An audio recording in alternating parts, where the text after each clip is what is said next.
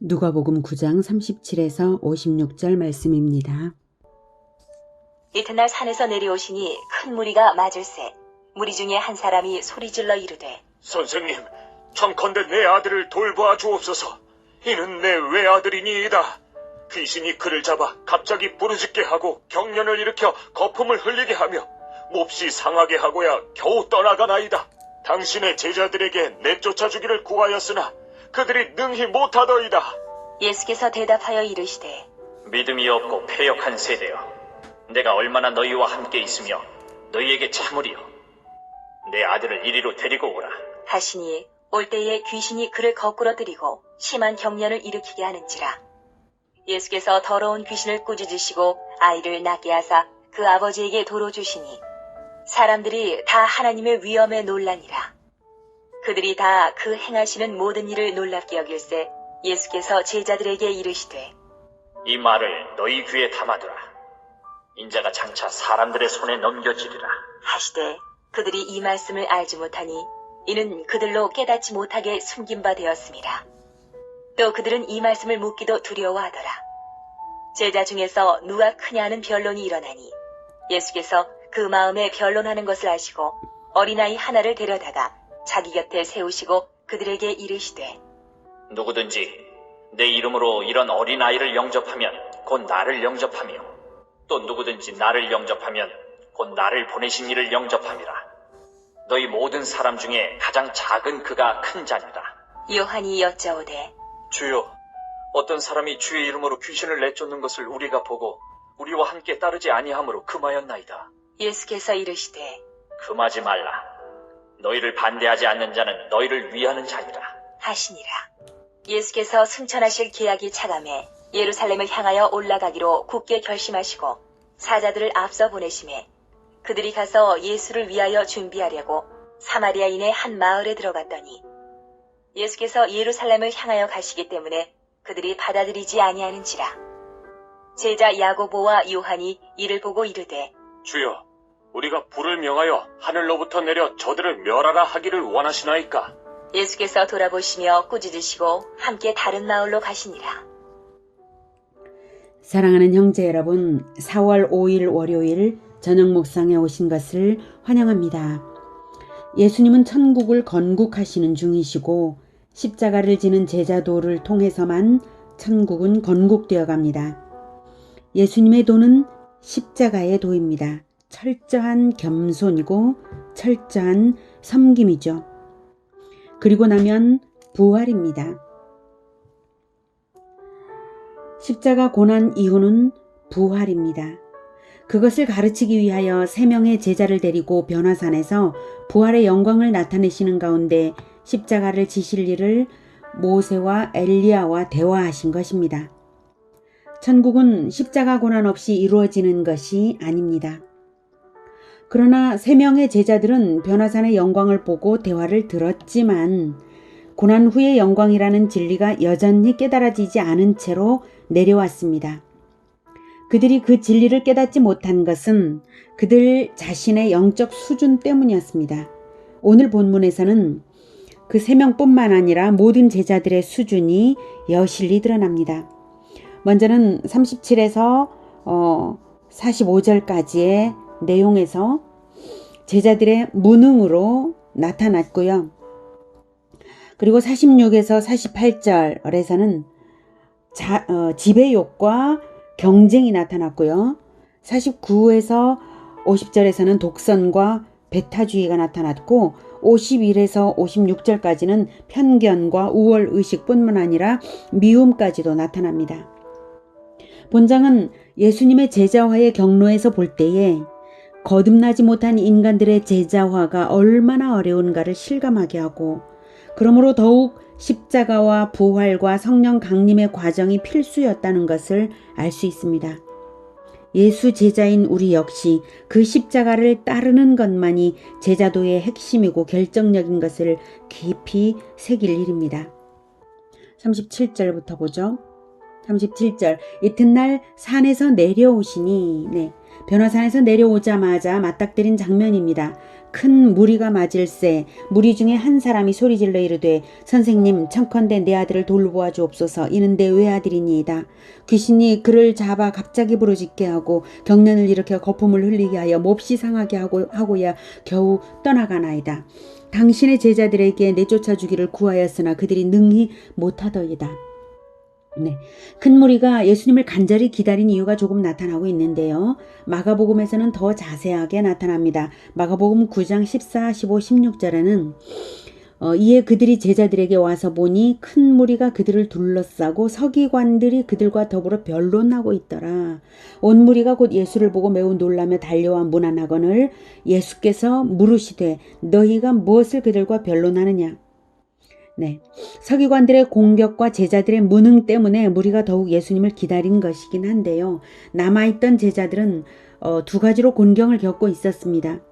서기관들의 공격은 어떤 것인지 나타나 있지 않아서 알 수는 없지만 사람을 구원해야 할 이 시점에서 제자들이 그들의 공격을 대응하여 변론할 때도 아니고 또 그들이 그러한 상황에서 제자들을 공격하는 것도 참으로 할 짓이 아니죠. 그러므로 서기관들의 공격에 대해서 변론할 가치도 없는 것입니다. 허튼 싸움에 제자들이 걸려든 것이죠. 다음은 귀신 들린 아이를 구하는 일인데요. 본장 1절에도 말한 것처럼 1절에 이렇게 나왔습니다. 예수께서 12제자를 불러 모으사 모든 귀신을 제어하며 병을 고치는 능력과 권위를 주셨습니다. 그래서 이미 그 권위를 받았고 전도훈련 때에 그 능력을 행했었고요. 그런데 지금은 되지 않는 것이죠. 제자들의 영적 상태가 떨어져 있다는 것을 알 수가 있습니다. 왜 그렇게 되었는지는 본장의 사건과 발언들을 통해서 보면 알 수 있습니다.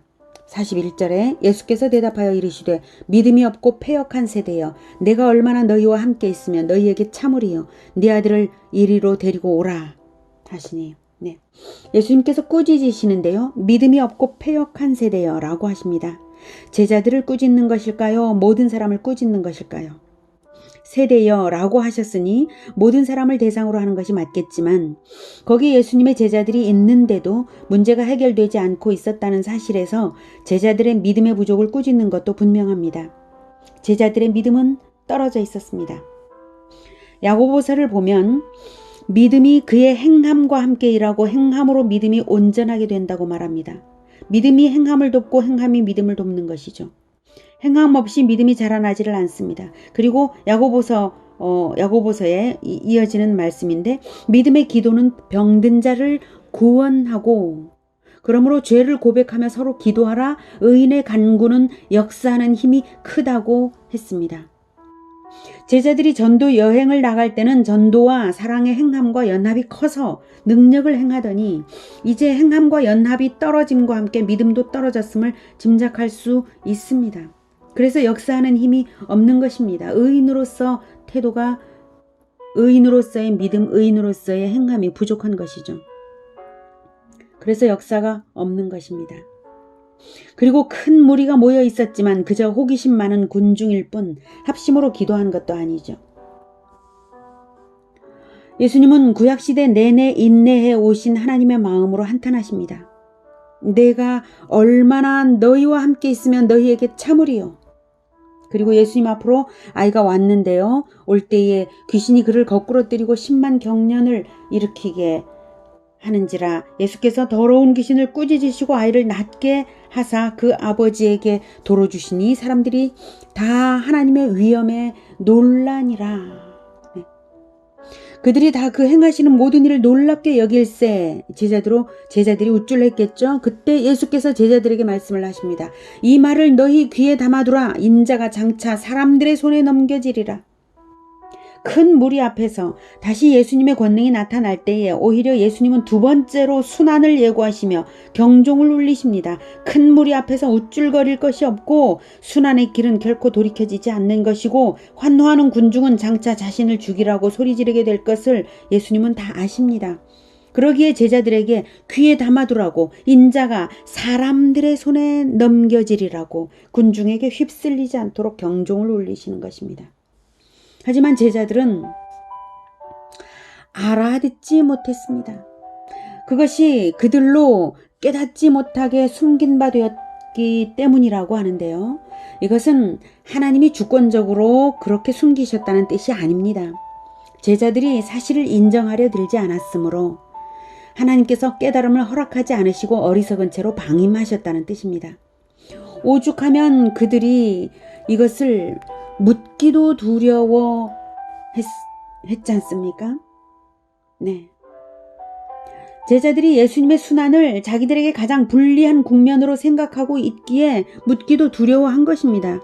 아니, 스승님의 순환을 말씀을 하시면 그것을 자세히 묻고 또 물어야 되는 것이죠. 그런 일을 괜히 스승님의 결단을 더 굳히는 일이 될까봐 묻기도 두려워하는 거예요. 자기들에게 불리하니까요. 실천 행위와 사랑의 수준이 아직 저급했기 때문에 제자도를 받아들이지 않는 것이고, 그러기에 깨달음도 믿음도 자라지를 않는 악순환이 제자들에게 지금 있었습니다. 다음 장면은 더욱 심각한 수준을 보여줍니다. 46절. 제자 중에서 누가 크냐 하는 변론이 일어나니. 네.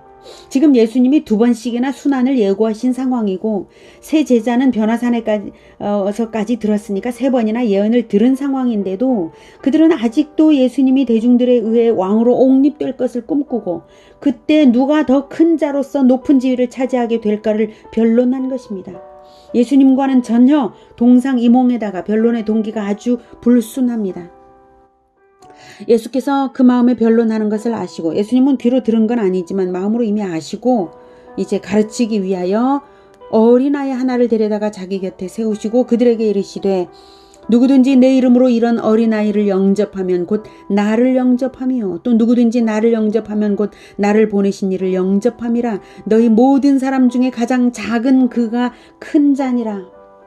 예수님은 가장 작은 자를 자기 자신과 동일시하셨습니다. 제자들은 누가 크냐를 논쟁했지만 예수님은 가장 작은 그가 큰 자니라고 하셨습니다.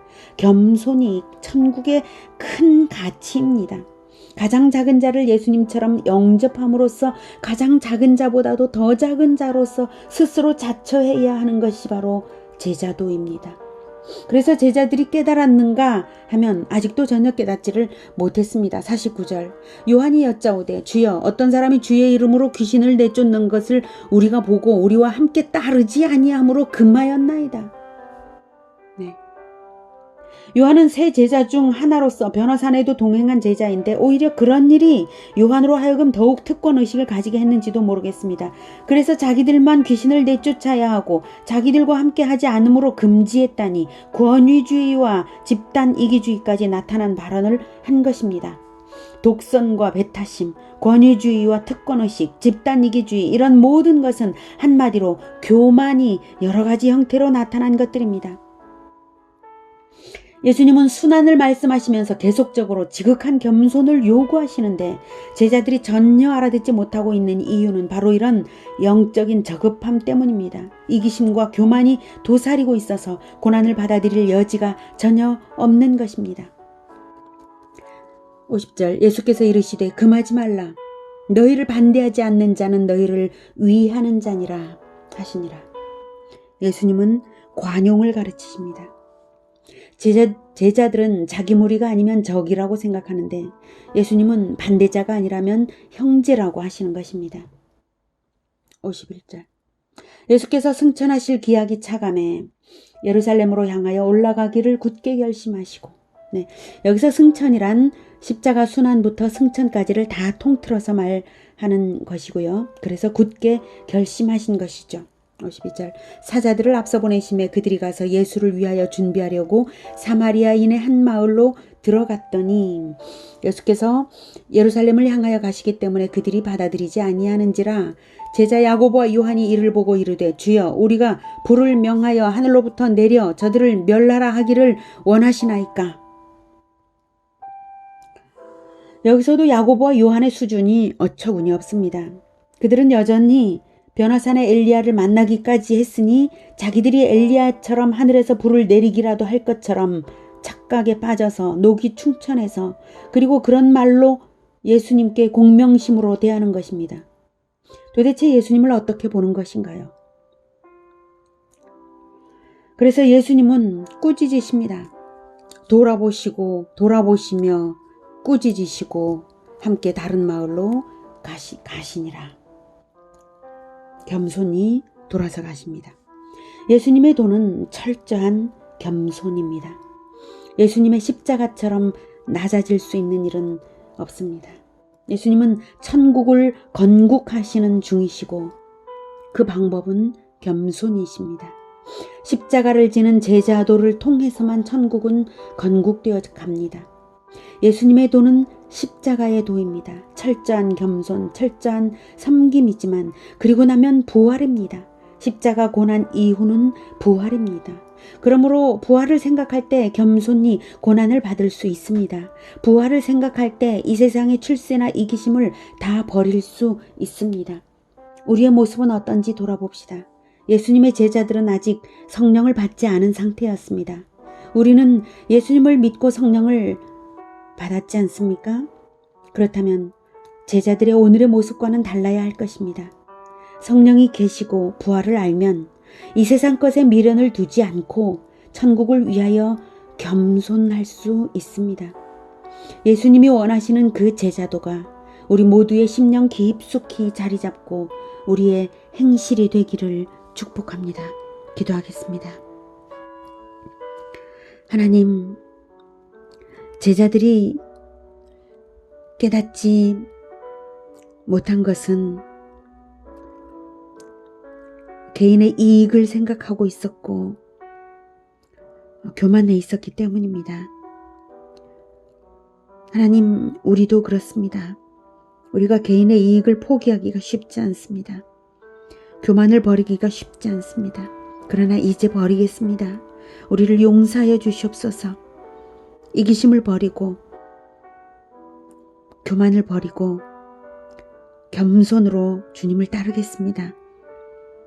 가장 작은 자를 섬기는 마음 가지겠습니다.